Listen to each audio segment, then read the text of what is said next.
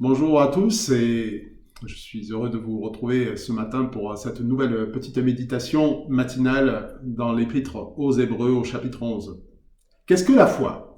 Certains pensent que la foi est le pouvoir de proclamer l'exaucement de nos prières afin d'obtenir ce que nous demandons.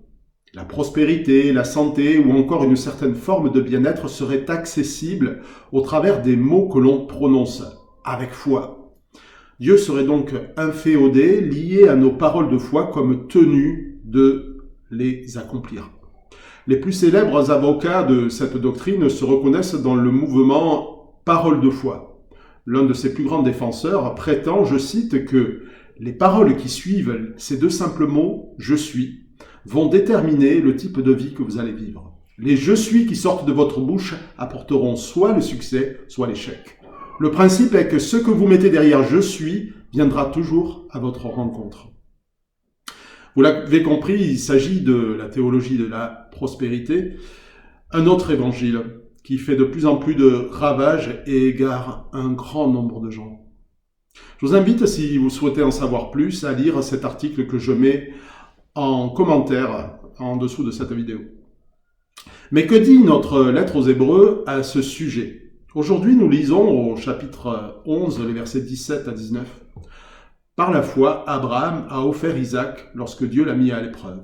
Oui, il était en train d'offrir son fils unique, lui qui avait eu la promesse et à qui Dieu avait dit « C'est par Isaac que te sera suscitée une descendance ». Dieu, estimait-il, est assez puissant pour ressusciter un mort et son fils lui a été rendu. C'est une préfiguration. Cet épisode est un des plus étonnants de la Bible et suscite les réactions les plus diverses. Comment un père aimant peut-il sacrifier son propre fils ? Comment un Dieu amour peut-il faire une telle demande à ses serviteurs ? Alors nous ne devons pas fermer les yeux sur ce récit. Ce n'est pas un mime que Dieu demande à Abraham lorsqu'il lui demande « Sacrifie-moi ton fils ». Nous pouvons imaginer bien entendu le trouble que cela a dû provoquer dans son cœur de père. Dieu lui demandait d'offrir son fils, son unique, l'enfant de sa vieillesse, enfant qui donnait sens à cette vie de nomade, de souffrance, de combat, de détresse, d'inconfort qu'il avait consenti à vivre. Enfant sans qui la promesse de descendants plus nombreux que les grains de sable s'effondrait sans aucun recours. Mais notre texte nous dit, Dieu le mit à l'épreuve. Abraham a-t-il proclamé par la foi que son fils vivrait, de sorte que Dieu n'a pu que l'exaucer ? Alors ceux qui auront le courage ou le loisir de poursuivre cette méditation reliront en détail le récit que nous trouvons dans le livre de la Genèse au chapitre 22. Au moment de laisser ses serviteurs et d'entamer l'ascension vers le mont Morija, Abraham leur dit « Restez ici, le garçon et moi, nous irons jusque là-bas pour adorer Dieu, puis nous reviendrons vers vous. » Ce n'est pas « je reviendrai vers vous », mais « nous reviendrons vers vous ». Deux mots qui font toute la différence et nous expliquent ce qu'est la foi. Abraham était déjà persuadé que, quoi qu'il arrive sur cette montagne, Dieu avait le pouvoir d'accomplir ce qu'il avait promis. Il savait que cet enfant, préféré à Ismaël, allait bien redescendre vivant parce que Dieu ne pouvait trahir ses promesses. Et le Dieu dans lequel il croyait était assez puissant pour ressusciter un mort.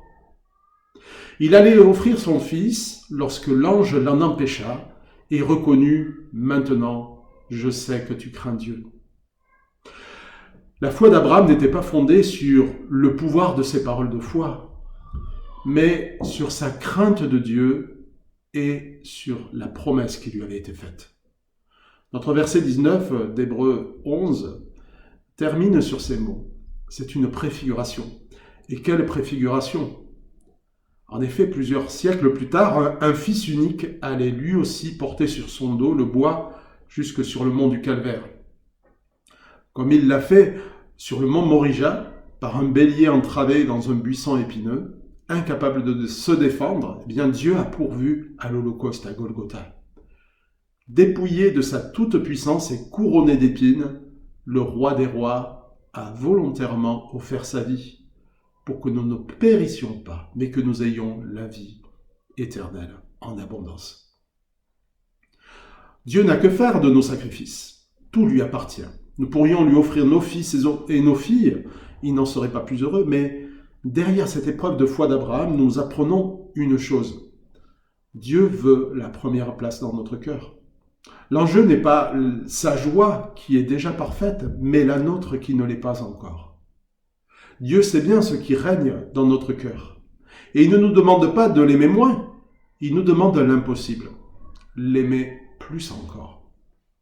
Mais rien n'est impossible à Dieu, pas même d'offrir son propre Fils afin que nous ayons la vie. Il n'est pas de chemin de foi qui ne passe par une mise à l'épreuve. Celles-ci nous apprennent à desserrer un à un les doigts de ceux que nous serrons le plus fort, pour lui abandonner notre cœur afin que son Fils y règne en Seigneur. Dieu n'est pas l'ennemi de notre bonheur, mais il veut nous procurer une joie durable. Et sur ce chemin de foi, n'oublions pas que ce que Dieu nous prend de la main droite, il nous le rend toujours au centuple de la main gauche, car tout est à lui. Alors aujourd'hui, je vous pose cette question. Est-ce qu'il y a un Isaac dans votre vie? Je vous laisse avec cette réflexion et je vous laisse aussi le confesser à notre Seigneur et lui demander de prendre la première place dans notre cœur. Je vous souhaite une bonne journée dans le nom du Seigneur Jésus et à très bientôt.